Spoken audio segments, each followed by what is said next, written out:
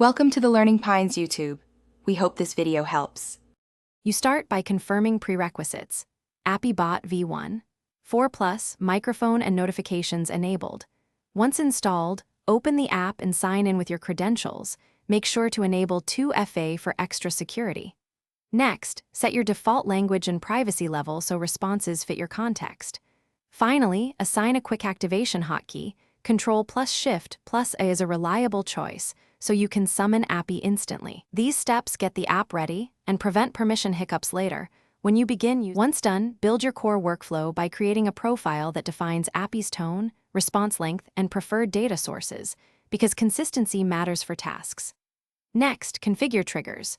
Choose voice commands, the hotkey, scheduled tasks, or webhooks depending on how you'll use it. Then map integrations.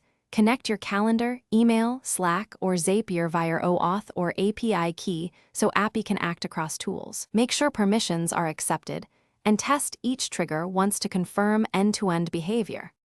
You finish by executing a real task. Ask Appy to create a reminder, draft an email, or summarize a document so you verify results. Monitor activity logs and watch timestamps, error codes, and API rate limits to understand failures if they occur. If something breaks, try a quick fix.